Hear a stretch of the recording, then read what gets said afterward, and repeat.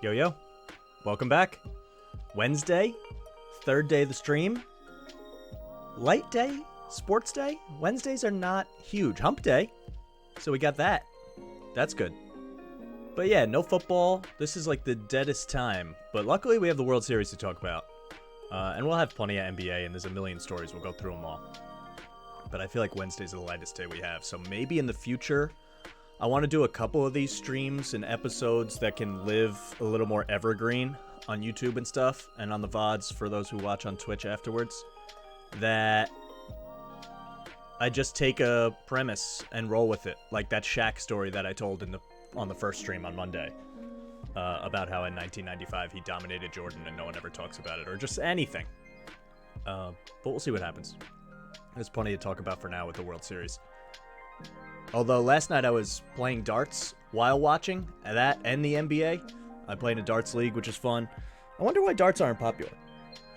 I mean, I get it. Like, individual sports people don't want to watch, generally. Like, even golf or tennis. They just don't do as well as team sports. I wonder why that is. People just vibe with the team environment more? It's hard to say. I don't totally know. And especially with darts, it feels like such an everyman or woman thing that you can actually do and get good at. Not me. I'm awful. But, you know. It's an interesting thing. So we were playing darts, we were having a couple drinks, we're watching the World Series, we're getting loud, we're talking Knicks, dominated again. We'll talk about that a little bit. But yeah, right off the top, I want to go through some of the stories of the day. I think that's a good way to do these. And there aren't that many today. But there were a few. And I think it's easy just to, recap the day in sports, things that can live a long time. Then we'll go through the World Series. I want to talk Game 1. I want to talk Game 2 tonight, Wednesday night. Then a day off. Then they're back for the weekend. And they'll travel. I want to talk NBA. I want to talk a couple tweets. And yeah, maybe a Dancing with the Stars bit. Didn't see that coming, did you? Maybe some fantasy football talk, too. I had a big trade in one of my leagues, and people were freaking out about it. We're going to talk about it. But first, why don't we go here? And I apologize if I'm blocking some of this stuff with the cam. I'm going to work on it. We'll see. Seems fine for now, though. The Panthers will not pursue Texans quarterback Deshaun Watson. Yeah. Why is this a story? I know he's good and young. Although, how young is he even? Already going off script 2 seconds into the first thing. Not that I have a script.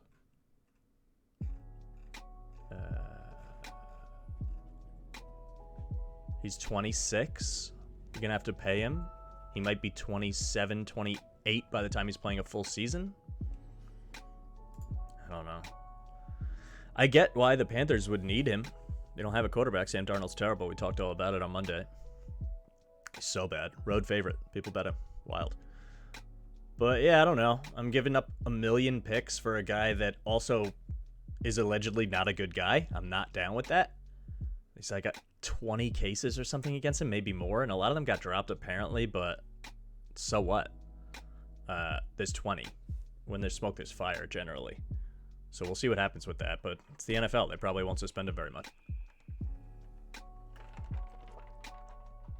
He'll get 4 games, and then all of a sudden he's, going to the playoffs. No one cares anymore, which is crazy. But yeah, wouldn't go into detail on why the Panthers wouldn't go after Watson. Like, yeah, you don't say. I think yesterday there was a report that the Dolphins wouldn't do it without knowing what his legal ramifications are. And it's like, yeah, I get it, obviously. So Commissioner Roger Goodell said Tuesday at the fall owners meetings that there wasn't enough info about the allegations against Watson to put him on the commissioner's exempt list. Why? They did it for Trevor Bauer. The MLB did it. No problem. He's not pitching. The Dodgers lost, not arguably because of it. They did the same thing. I don't know. Just because there were pictures of that, which is also disgusting, but just weird. Only other thing was that Rams owner angers NFL owners with financial pivot. Yeah, this is an interesting story. So when the Rams left St. Louis, Apparently, Stan Kroenke said that he would pay some kind of something for leaving. Tens of millions of dollars in legal expenses related to his team's 2016 departure from St. Louis. So somehow, some way, he was supposed to pay money to have a team move to LA, which makes a lot of sense. And this is reason number one why you don't trust anyone that is moving teams in or out of a place. It's always like, oh, we're going to build this new stadium, we'll pay for it. And then all of a sudden you get your tax bill and you're like, oh, I'm paying for the new stadium. I know that's not exactly the same, but it's crazy. But this shouldn't shock anyone. I mean, most of the owners are scumbags and they get as rich as possible because they were scumbags for a while. Not all of them, but even all the other owners are against him. I mean, that has to make you go, okay, maybe I should give it up. That's just a big yikes.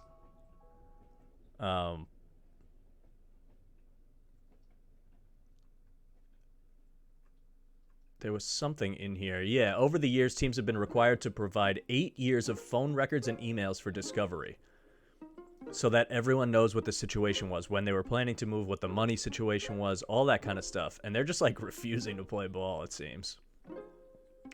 It's crazy. $6 billion stadium they just built. And compared to $6 billion, a couple million to give to the city that hosted you forever really isn't that big a deal. And you promised to do it. And he won't do it. Raiders owner Mark Davis reminded the room that in 2016, the LA committee recommended a rival Raiders-Chargers stadium project in Carson, California by a 5-1 vote over Kroenke's project in Inglewood. So Mark Davis is just over here like, you guys screwed me. I mean, they're in Vegas. They did well, but that happened after, I think. I think they agreed to go afterwards.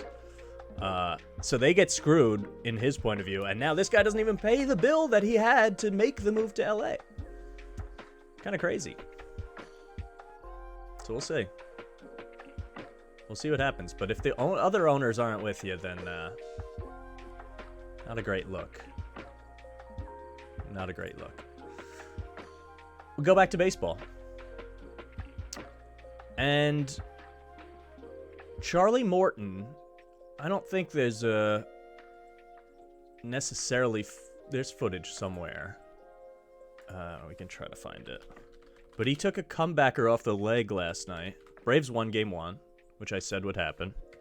I liked him in that game. I was pretty much right. I thought Valdez could get hit, and he did early. I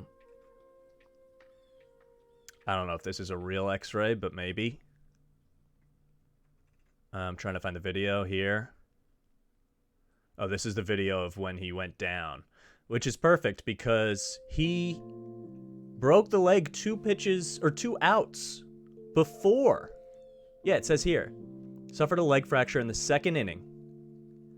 Went on to get 3 outs, including 2 strikeouts on the broken leg. He broke his leg. This man is a gangster. Charlie Morton is a gangster. He broke his leg, 102-mile-an-hour comebacker.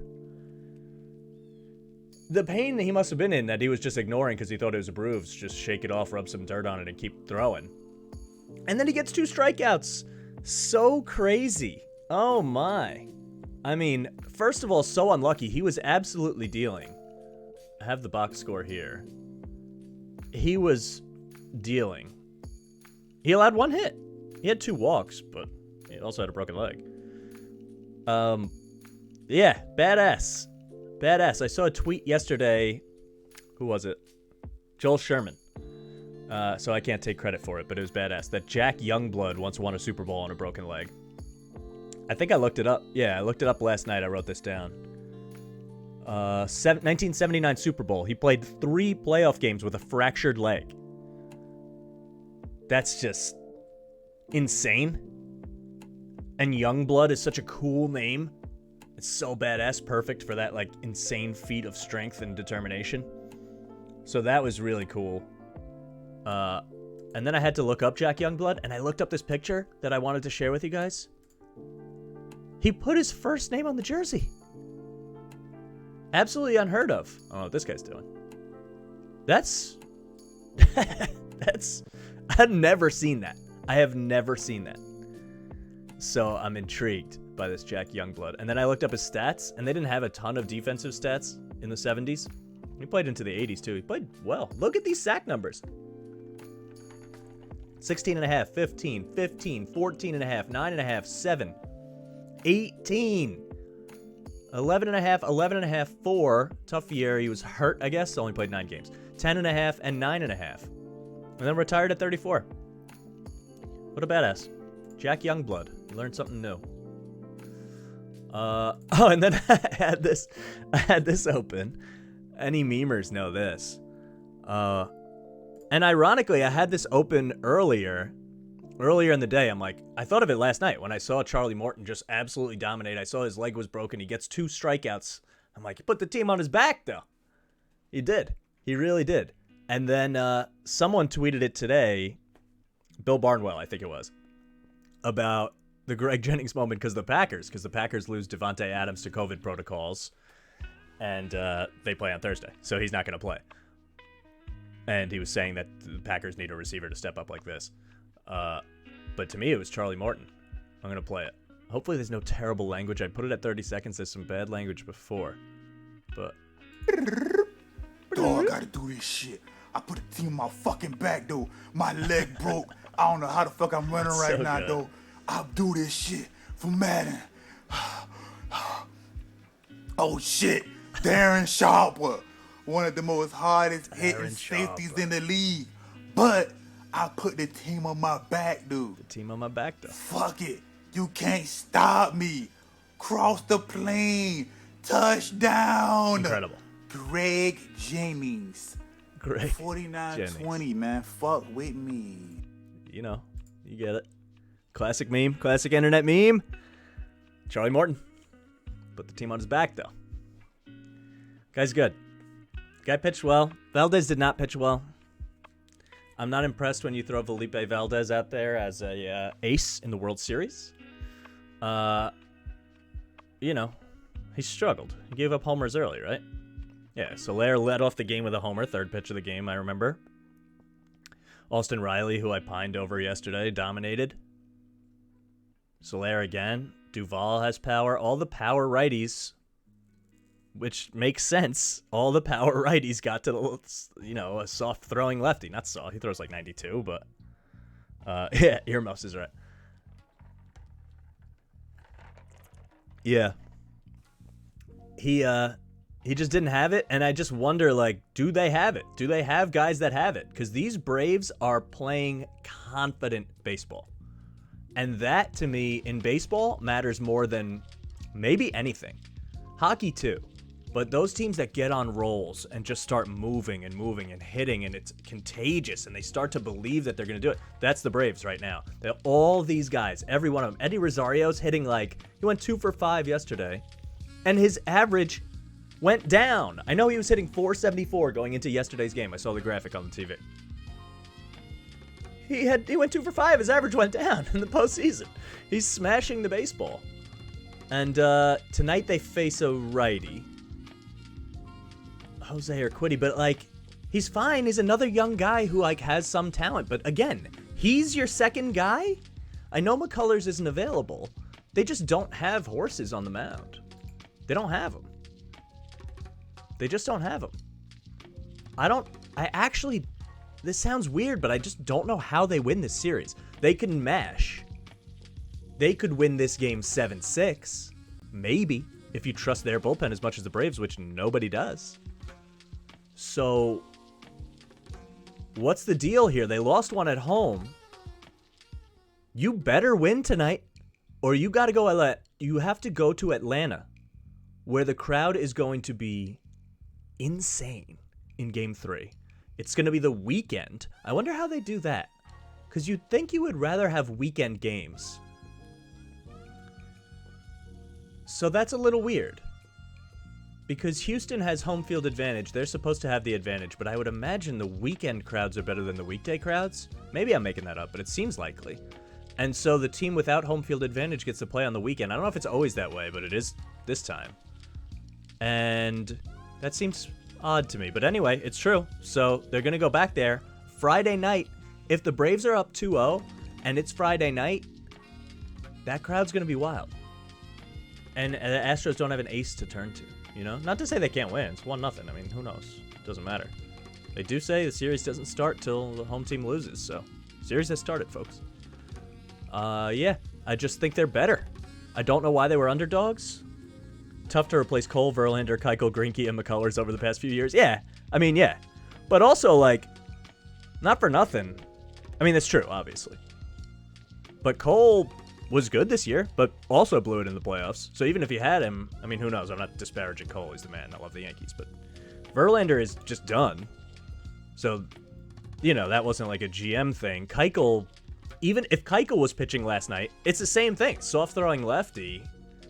Your point remains, but I don't know. Even that, I like wouldn't really see it. Greinke's still there. I guess he's throwing game 3.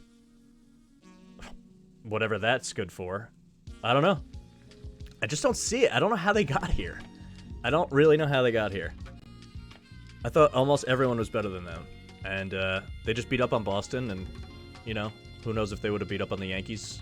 We'll never find out. But I just don't see it. Maybe I just don't want to see it. It just feels like the narrative, and I talked about it yesterday, how I love narrative stuff. You can just see the Braves celebrating. I can feel it. You can see the interviews with all the pitchers, the Glavins and Smoltz of the world, and Maddox. And, yeah, I don't know why they wouldn't win this series. I still think they probably win tonight, too. I'm trying to see if there's anything I didn't remember about this game. Oh, Minter came in. We talked yesterday a little bit about AJ Minter. He was supposed to be good. He was like a huge, huge prospect. And he is pretty good. He comes in this game so early. It's the 3rd inning. And he has to get out of it. He's probably not ready to be there. And they showed a stat yesterday about the Braves lefties. All 3 of these guys are lefty. Oh, Will Smith. Matzik is a righty. Will Smith is a lefty.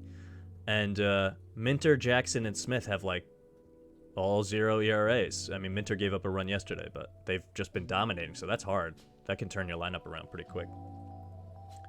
Minter comes in and gives up a double, I think. Let's go to the play-by-play.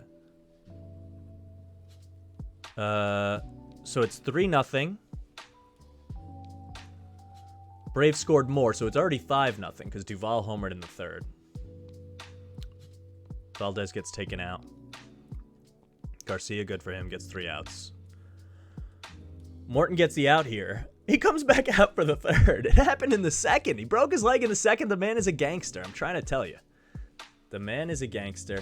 He breaks his leg in the 2nd and comes out, strikes out Altuve in the 3rd. Screw that guy. Awesome. Comes out, Minter comes in, gives up a double immediately. And you're like, oh God, this can't be happening to Charlie Morton. He doesn't deserve this. He was dealing. He was really looking good to me.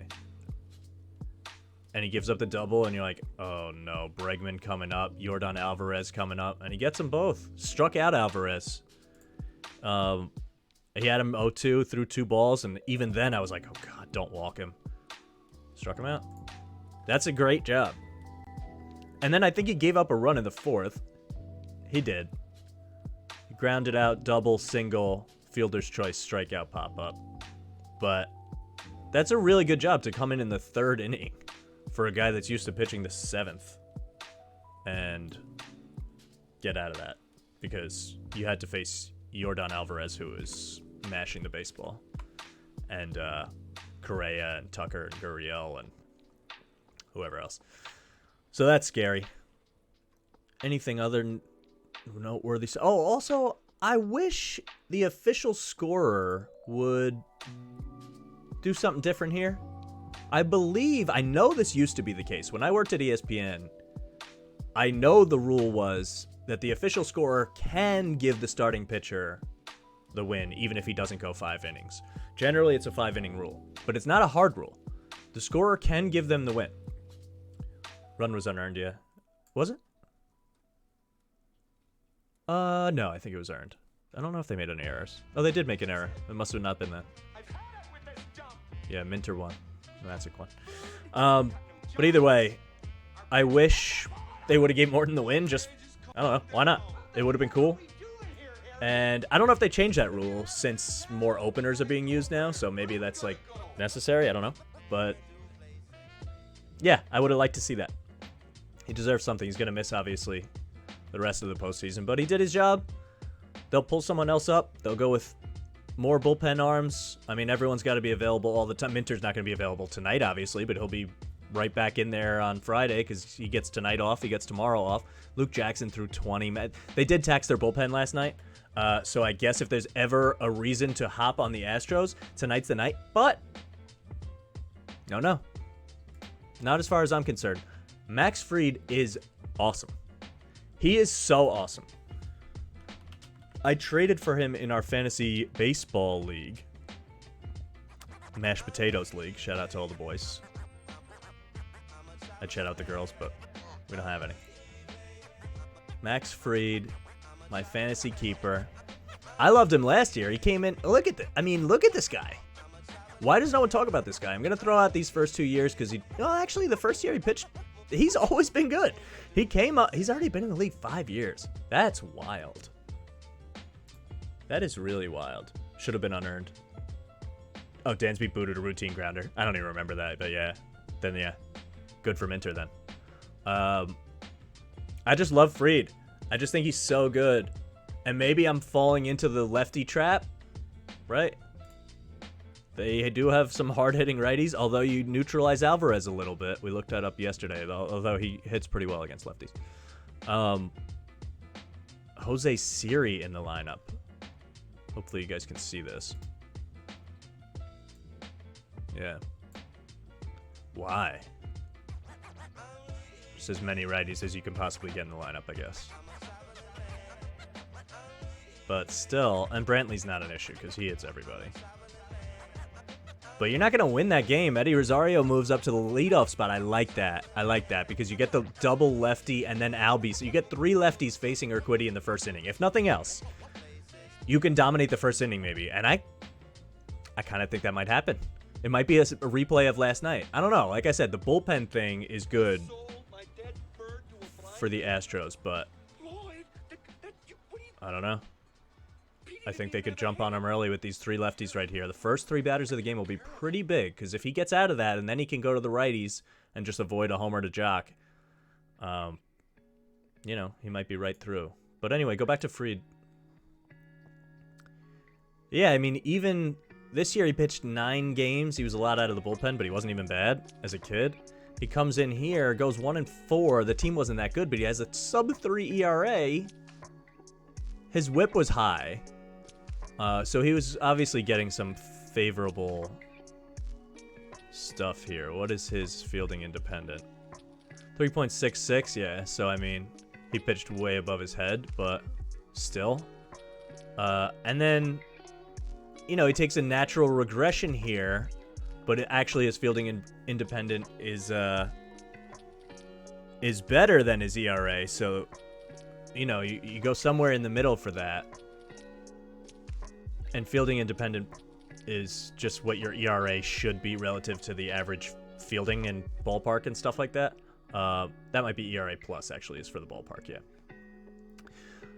So, in any case, he's been great. And then last year he really turned it on. He got hurt, which sucks. But he went 7-0 with a 2.25, and his fielding went down. His FIP went down, which is great. And his whip went way down. This is the year he really figured it out. He finished 5th in the Cy Young voting. People don't talk about this guy. And he won a Gold Glove. Not that that matters. Debated in my group chat about Derek Jeter and his Gold Gloves for 10 years. Someone said he was the worst fielding shortstop ever, which is ridiculous. He's bad, but come on. He's not the worst ever. Jesus. Go Jeets. Yeah, Jeets. But, yeah, and this year he just continued it. He just looked sharp. This year he stayed healthy, so we got to see it for a whole season. His numbers are consistent with last year's. A little worse, actually. But that's because he pitched so many more innings, so I guess that makes sense and is fine. But his WAR went way up. I wonder why that is. Hard to figure out some of these stats, but why did his WAR go so far up from last? Oh, because he pitched so much more, and WAR is a counting stat. Okay, that's why. He's not the worst, dude. Jeter is not the worst. Get out of here. He's great.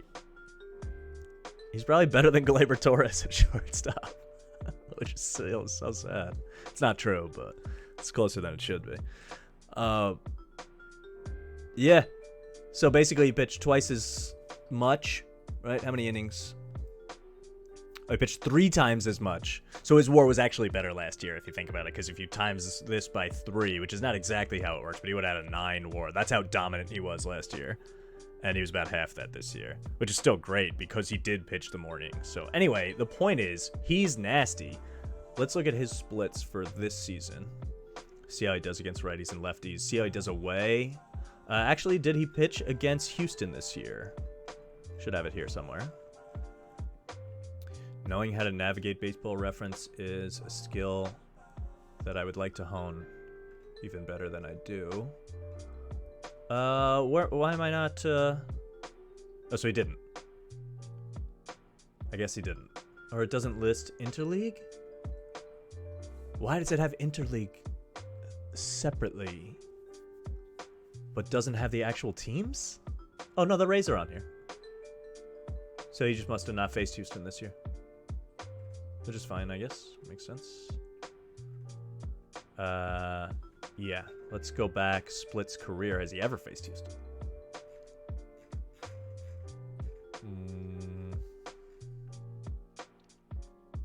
No. Is that real? You'll find out on the broadcast tonight if you watch the game, I guess. Or tomorrow, or yesterday, or whenever you're watching this. Wow. Okay, then.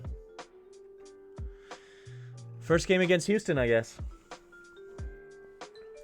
Let's see if we go to the preview of the game. If ESPN got that. Otherwise, they should rehire me. But I'm more expensive now. It's worse than a curtailing of freedom. That the population uses a certain kind of linguistic approach. Astros were 51 and 30 in home games in 2021. Houston has a team batting average of 276. Nobody cares. Freddie Freeman's awesome. We get it. Kyle Tucker's playing well. Doesn't even say. They didn't even get it. Don't go to ESPN. Come to Mike the Mush on Twitch and YouTube. Check out the YouTube if you're watching this. It would help. Point is, Max Fried's great. Let's look at his splits from this year against righties and lefties. Matters to me for some reason. Also, he's been really good over the last month. 1.29. I feel like he might deal. Maybe I'm mushing him. We haven't had a terrible mushing yet since I started this show. It's coming. It's got to be coming. How is he on the road? Pretty similar to home. Yeah, not quite as good, but to be expected. Nothing horrible.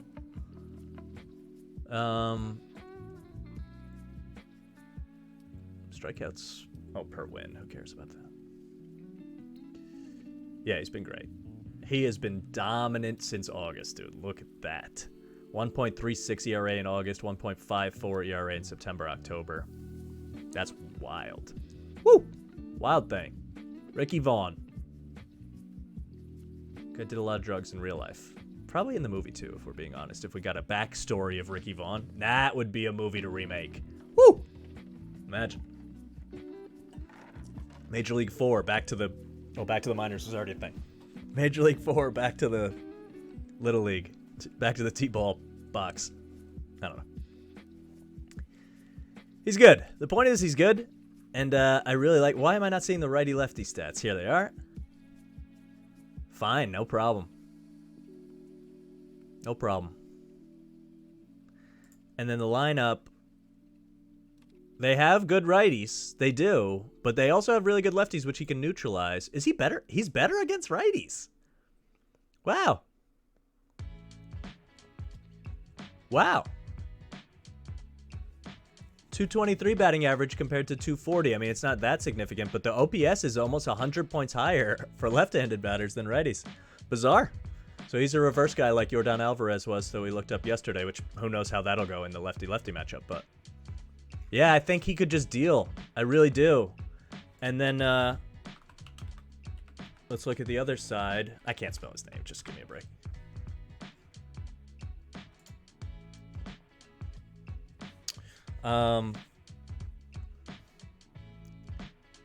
he does not have nearly as much experience, and he's older than Fried. So that's interesting. Doesn't necessarily mean anything. 8-3 this year with a 3.62. His whip was ridiculous. Wow. I had him on one of my fantasy teams at some point. I didn't pay much attention to him this year, I don't think. But his fielding independent stats are not good, but his ERA plus is above average, obviously. I mean, I would hope so. You're starting Game 2 of the World Series. Strikeout rate is not terribly high. Per 9, he has 7.6. Yeah, he's not a real strikeout guy. And doesn't walk a ton of guys. Ground ball percentage is pretty good. So, you know, he's going to hit him with a heavy sinker, hopefully, and see what happens. I don't necessarily know that that's true. Urquidy. Figure it out, man. Come on. Let's see what his pitch arsenal is like. I'll get better at this. Here we go. This year, he throws the fastball 60% of the time.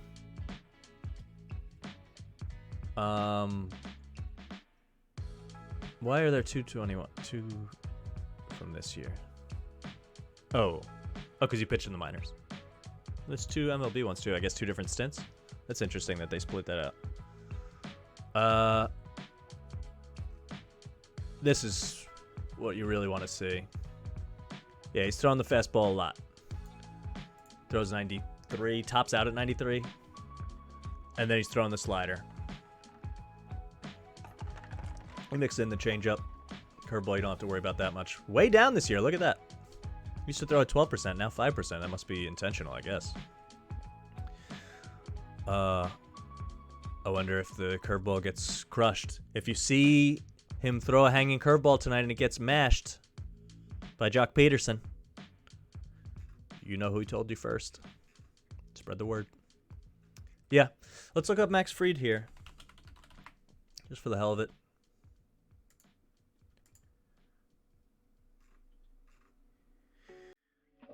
Pitch type.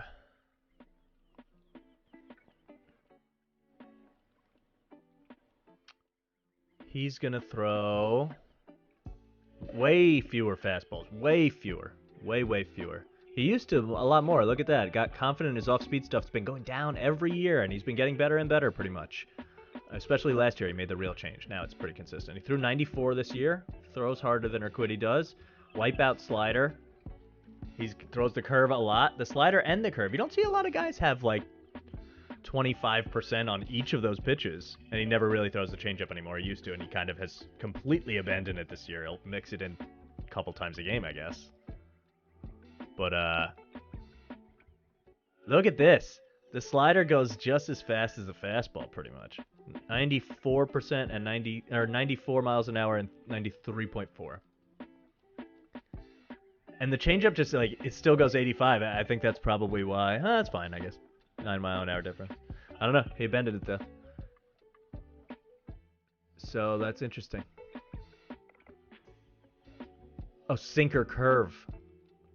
Sinker curve. Huh. Sinker curve. I feel like a slurve is slider curve. I never heard sinker curve. Am I just in the dark here? Maybe I've been wrong my whole life? Was I, No, it is his slider that he throws a lot. He throws the sinker too, though. I guess this splits fastball into multiple fastballs, right? And this just includes them together. So the sinker is considered a fastball. Weird, though. Anyway, I like him. I like the Braves. I think if Fried goes deep into the game in Game 2, and they don't need the bullpen to carry them, plus they have an off day tomorrow, so you can tax those guys that pitched yesterday. You could turn to them if you needed to. It's a World Series. None of it matters anymore. Throw everyone till their arm falls off. Chapman threw 900 innings in that Cubs World Series. It's fine. You can do it. What are the odds?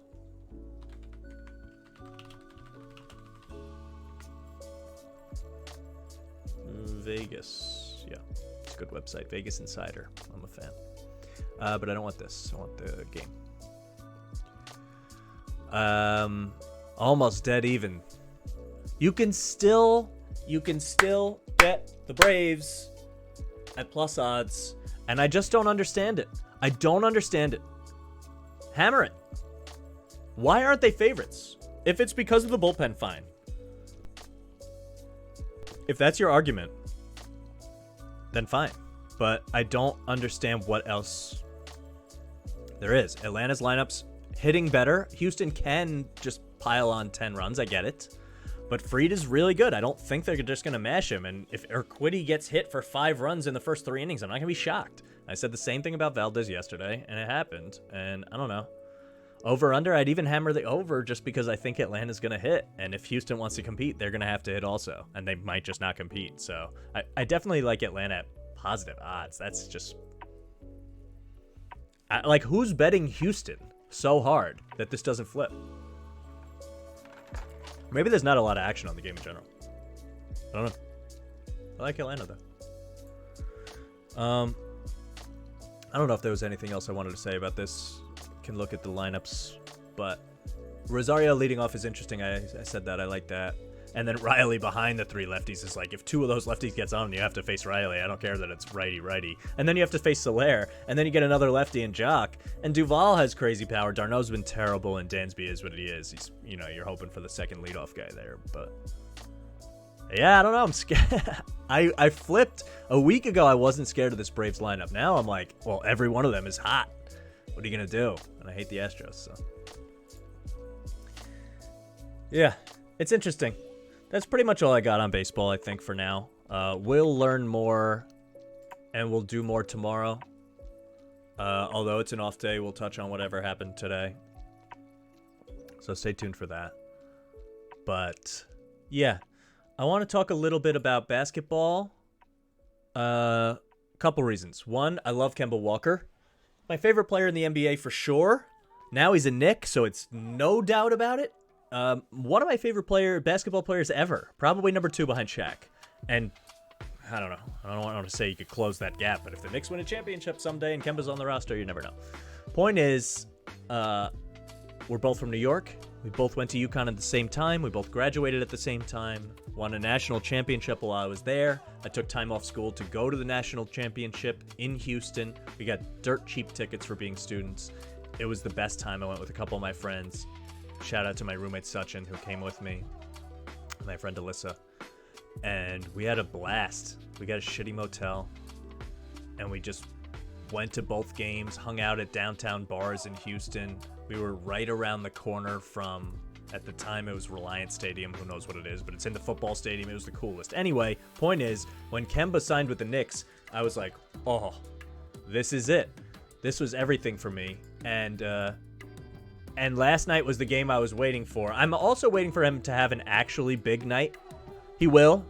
He doesn't look completely healthy, and his best years might be behind him because of the knee injuries already, but I really love him, and I think he's good for this team, and he was stroking the ball last night. 5 for 11 from 3, 19 points in 28 minutes, and that's all they need him to do. Him and Rose just need to combine for 1 point guard spot, and they did. 28 minutes, 20 minutes, that's 48 minutes of game.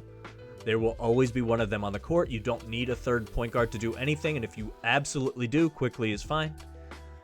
But he played well. He led them in scoring. Yeah, he did. Even more than Randall. And he had 5 assists, 3 rebounds. That's how you could tell he's feeling okay. He's getting in the mix. 2 steals, 1 block. He blocked a shot. Kemba Walker, shot blocker of the year. I love him. And this was the first time that he led the team at all, and also to a big win against a Sixers team that had Embiid. And Mitchell Robinson did really well against Embiid, man. I like Mitchell Robinson. The Knicks didn't have him last year down the stretch, and they got smoked by the Hawks in the playoffs. People didn't know that was going to happen. They now know that the Hawks are better. But I think Mitch makes a difference. You look at the box score, he has 7 and 6, but that doesn't tell the story. He played good D on Embiid, held him to 14 points. Nobody does that. 2 for 7. and all his points came from the line on fouls, which is fine. That's what you want to do. I know Embiid's a little hurt, but this is a good win. To beat a good Sixers team by 13 at home, coming off of the loss to the Magic, I'm in, and Kemba in the post-game press conference just showed love for New York. I forget exactly what he said, but he was just like, it feels good to be home, and it just, it works for me. It's really cool. He seems happy. This team has some magic to it, I'm telling you. I'm telling you they do. I'm sure something catastrophic and awful will happen, but I like that. I want to talk about 2 games from last night that I did watch and gambled on. I had a parlay of Warriors money line against the Thunder and Mavs money line against the Rockets. Parlay them, we got minus 200, which isn't great, but the Thunder and the Rockets are probably, with the Magic, 2 of the 3 worst teams in the league. Warriors and Mavs should never lose to them. They didn't. But both teams struggled. Warriors won by 8. Mavs won by 10, but both of them were fourth quarter pullaways. I mean, the Mavs won by 10 and won the fourth quarter by 7. And the Warriors in the second half dominated, but at halftime they were losing by 11 to the Thunder. Look at the box score quickly. I want to open both. Yeah, I just don't understand why they were losing. I mean, they turned it on eventually. I think they were just sleepwalking for a bit, but a little weird. Steph Curry was fine. They shot 35% from 3. That's the bottom of what they're going to do. Damian Lee played really well for them, huh? I like the Warriors. I bet their season total over. I'll go through the standings in a minute. But why do they struggle with the Thunder? That's the question for me. This is the thing about this team. It's like, until Clay is back, it's just hard to believe that they're going to smash teams. They're 4-0. Like, they're good. They're really good. Their team is way better constructed than last year when they had Kelly Oubre and stuff like that. I didn't love that. They got more role players this year, guys that know how to play. I like that a lot. Just like the Jordan Pooles of the world, who knows his spots. He went 0 for 7 from 3, but he's shooting them. That's what he needs to do. So it's fine. You live with that. The Bielitsas, who can play 8 minutes and not get frustrated and put in a good role. Iguodala is not in his prime, but I'd rather him than Kelly Oubre. It sounds silly because Kelly Oubre is a better player. He puts up better stats. I get it. But Iguodala knows his role in the offense. Chris Chiozza is on the team. Why does it call him a forward? He's 5'5". Oh, he's 5'11", says it right here. A forward? What? Hello? Someone call the Florida Gators. That's not correct. Anyway, Otto Porter. Like, why is he on this team? But he's a guy that can, like, fill a role. Toscano Anderson is a perfect example. He'll just get in there and bang for a couple minutes. Damian Lee, same thing. Moses Moody and Gary Payton are young kids. But I don't know. I see this as sneaky. I like the Warriors. It was weird that they struggle with the Thunder. What are the Thunder doing? What are the Thunder doing? There was a graphic. I mean, they're going to be horrible, right? We know that. It was baked into the season. But there was a graphic, the Taco Bell take from last night that I saw. Taco Bell not a sponsor, but I love T-Bell. Who doesn't? It's good stuff. And it said that the Thunder are the youngest team in the NBA, average age 23.6 years. They have 9 players 22 or younger, 0 players over 30. They also have 34 picks in the next 7 drafts, including 18 first-rounders, right? They're in full tank mode. Sam Presti's a madman. They're just going for the future, I guess, but I don't even get it. You're paying Shai Gilgeous-Alexander, max contract, I believe, to be on a team that doesn't win ever just because you don't want to get rid of him, which is fine. And I don't blame him. Take the money, dude. Take the money, put up your stats, do whatever you want. It doesn't matter. They have Lou Dort. I loved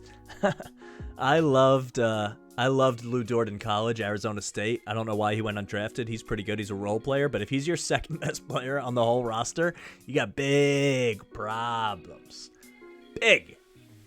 This team just won't compete. They're 0-4. Like, they they're they're not gonna lose. The chat's getting out of control right now. They're not gonna lose 82 games, but they might not win 10 games. There's my hot take. I bet they're under for the season. I don't see it. Who do they have? They have nothing. Josh Giddey. James Robinson Earl. I mean, no, his name's Jeremiah. But he went to Villanova, so I hate him. So I don't have to get his name right. Offense intended. Or whatever that saying is. Pokashevsky's like 7'8" and shoots threes only. I just don't get it. What are you doing? You drafted Theo Maledon. Why? What do you do? What are you even gonna do with all the picks? You have all these picks. You have 30 picks in the next 7 drafts. You can't roster that many players. You can't. So I get tanking and getting picks, but you've gone too far now. Now you can't continue that. So now it's time to stockpile assets. 10 games is generous. I agree. I don't know who they're going to beat. They'll play the Rockets at some point, who we'll talk about next. But yeah, I don't get it. I don't know what your plan is. You can't fill it with 15 first rounders. So you're going to have to package those first rounders and move way up. I guess that's the idea. Like, get the first pick in some of these drafts and just, do what the Sixers did. Try to get Ben Simmons, and then he has mental health issues and you can't play him and you're trying to trade him for pennies on the dollar. I guess that's the move. I just don't get it. You trade them for NBA talent when ready to compete. When are you ready to compete? How do you get ready to compete without the NBA talent? They already lost the Rockets. Yeah, you're right. I just don't know how do you amass the NBA talent to get to a point where like the Knicks are at now, where they're like, oh, this team's interesting. They're not going to win the championship, but they're interesting. So you can understand how one more move would get you to a point where you can trade for a real player and make that ascension, hopefully. The Thunder they're 10 steps away from getting to the interesting part. I don't understand. And you can't just fill it with rookies. So I guess they're just praying that they hit on one serious, insane player to put next to SGA, who is impossible to even evaluate. Bring back Allen Houston. I mean, okay. I'm an Allen Houston guy, number 20. Suit him up. Suit him up. I picture him in the blue Knicks jersey only. Is that weird? I literally can't picture Allen Houston in a white Knicks jersey. For whatever that's worth. Allen Houston rocked. Let's look up his stats for fun. I'm a big Allen Houston guy. Good tiny mustache. Underrated. See that? Look at that.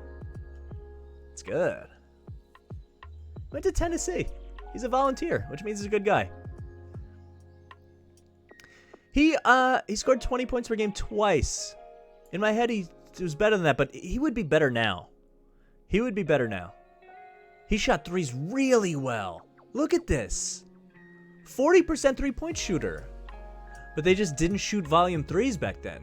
He's shooting 3 threes per game. Eventually in 2002, this was the year that he started to figure it out. He shot 92% from the line. What was his field goal? He came not that close, but a 40, 50, 90 season, which is like legendary. He almost got there. And you look at guys that shoot 40% from 3, and let's see how many threes they shoot, right? Highest 3-point percentage NBA stats. No. Steve Kerr, we like you. Cute, but no. This. That's points. I mean, what are you doing to me? Let's go 3-point attempted. Steph Curry shoots 40%, which is almost exactly what Allen Houston shot for his career. And he shoots 11 threes a game. I know he's not Steph Curry. You can even go down to McCollum, who's shooting 48% this year. Ridiculous. But he's shooting 11. So if you double how many threes he was taking, triple it. You're talking about a different player. Allen Houston rocks. It's a segue I didn't expect today. Allen Houston rocks. On to Rockets Mavs. I bet the Mavs. I'm happy. Luka's good. They have no other good players. This is a Thunder team, but Luka Doncic appears there. They have nothing. I mean, it's not as bad as the Thunder. They have actual pros, but Porzingis is done. Sad. I liked him. I didn't even like the trade when the Knicks made it, but Tim Hardaway can shoot it. Fine. He's an NBA player. Dorian Finney-Smith is a seventh-man defensive piece on a good team. Reggie Bullock is a 10th-man shooter who's shooting 9 threes a game. He was good for the Knicks last year. I mean, whatever. But Boban can play as a backup. Willie Cauley-Stein shouldn't be on the team. Moses Brown they got from the Thunder. I don't know why he's not playing. He was putting up like insane stats last year, and now he doesn't play. What is that? Like, what are you doing? You're searching for pieces that are good. Why can't I? Come on. Game log. Basketball Reference should just come right up. Google, you gotta be better. You gotta be better. Game log. Last year, he played for the Thunder. He's putting up games that are like, look at these rebounds. 18, 17, 13, 18, 8, 8, 8, 8, 6, 7. I know he's on a team that's bad and he's getting all the minutes he can handle, but he's also scoring a little bit. And you figure this is a 10 and 10 guy if you give him the minutes without any question. He can block a little bit. He had 7 blocks in the last game of the year, so that's cool, whatever that's worth to you. But he can play, and he's a kid, and you're not playing him. And you're searching desperately. Do you need to play Dwight Powell 25 minutes a game? You're not good. This team isn't that good, and they're wasting Luka's years. It's weird.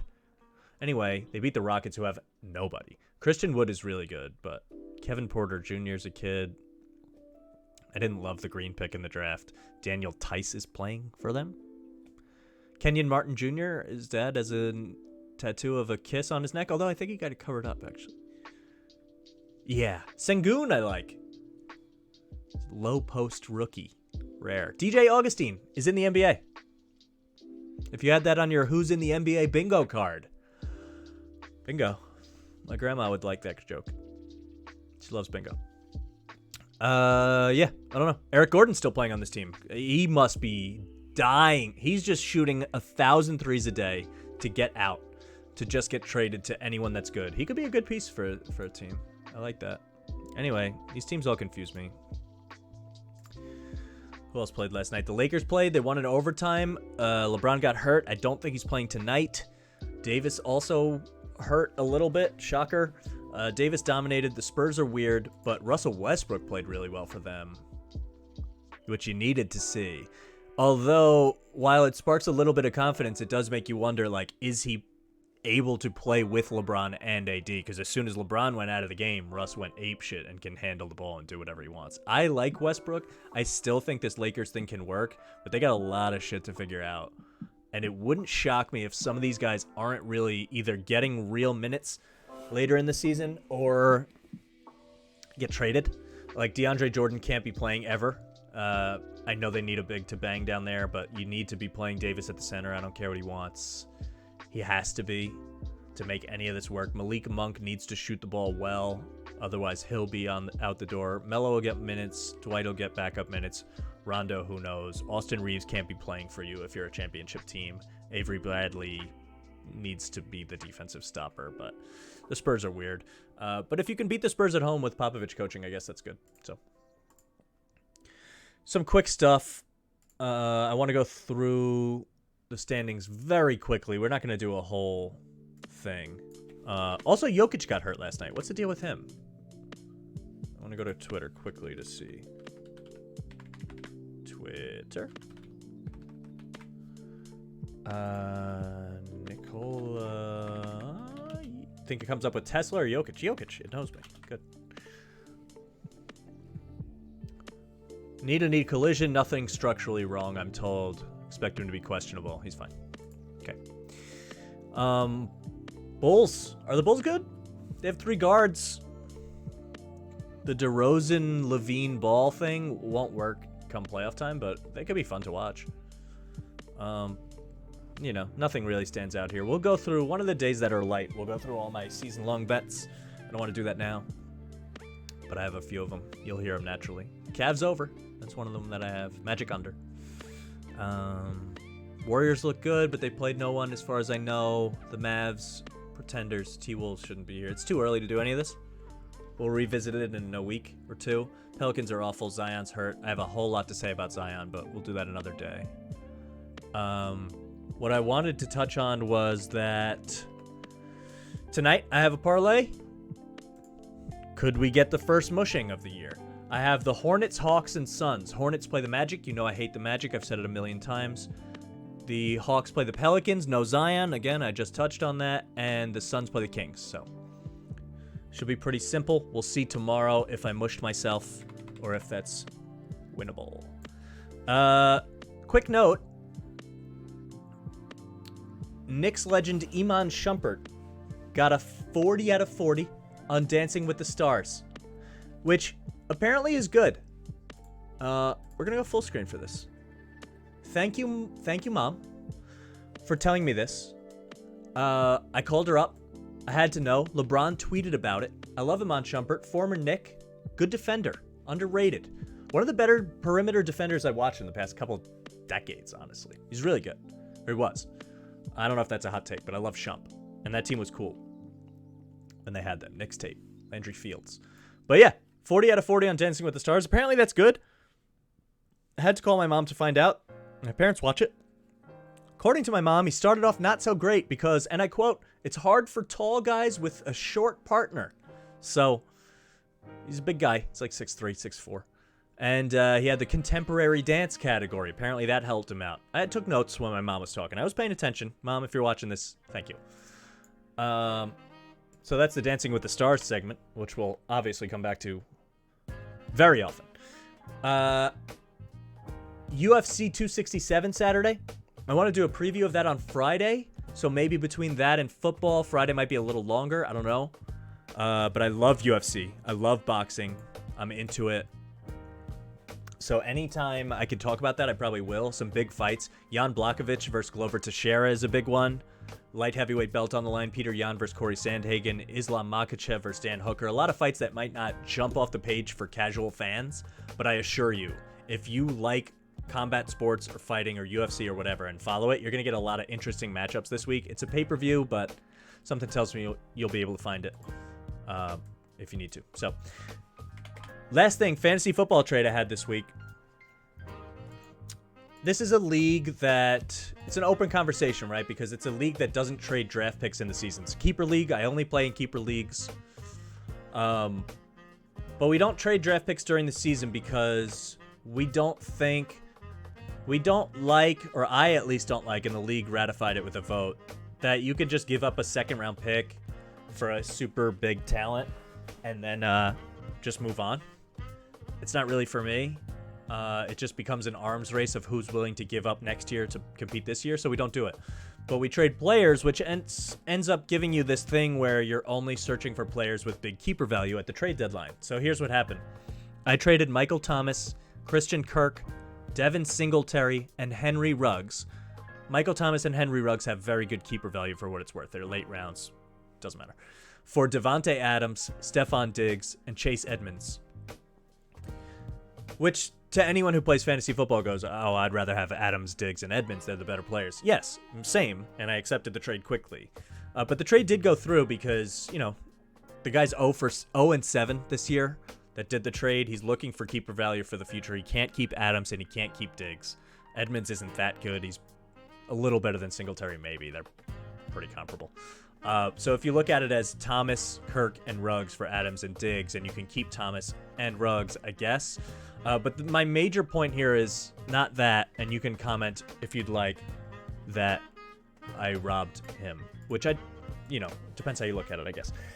Tell me in the YouTube comments or the Twitch chat right now. But the point here is all fantasy leagues should be dynasty leagues. I really believe it. If you are hardcore about the league, you should keep your whole roster and have to decide based on that, because I don't like being able to just mortgage next year for this year, and then you just keep doing that over and over and over, and it never catches up with you. So commissioners out there who need to make tough choices on rules, I would think about going dynasty. I don't think it's as intense as you think, or more keepers or something. Move in that direction so you stop these crazy trades from happening. Anyway, that's a wrap. That's all we got for today. Follow on Twitch. Hopefully we reach affiliate soon so you can donate and subscribe. That'd be cool. On YouTube, if you're watching, youtube.com. It's not /Mike the Mush. because I would love it to be, but you need a lot of followers and subscribers for that. So go to @MikeMushSports on Twitter and Instagram. You'll find all the links. You can go to the YouTube channel. You can find it by just searching Mike the Mush on YouTube. Very easy. Subscribe, hit the notification bell so you know when I've posted a new thing. I'm going to try for 5 to 6 Eastern most days, but that's just a rough schedule. We'll bounce around depending on what's going on. So definitely notify yourself when you, and on Twitch too. Follow on Twitch and, hit the noti bell so you know when I'm going live. We'll talk about everything. Maybe some nights I'll do late night ones after games happen. I don't know. We'll see. So follow on there. Comment on the YouTube channel too, and I'll respond to it the next day. No problem. I'm interested to see what you guys think. I want to get in some arguments. It'd be fun. I want to start a Discord so I can pull people into the voice chat. I'm working on that, and it's like we can take calls like sports radio, so that'd be fun. If you're interested in some non-sports stuff, I do a podcast called The Link Podcast at @the_Link_podcast on Instagram and Twitter. You can find The Link Podcast everywhere you get podcasts. We do some cool stuff there. I talk a lot more about TV, movies, art, music, all that kind of stuff. So between the two, we cover a lot of ground. Anyway, that's a wrap. Go Braves. Hopefully by the time we come back tomorrow, the Braves are up 2-0 going home, and we can all make fun of the Astros. And we'll see what happens. We'll do more. Anyway, peace out. Catch you guys on the flip side.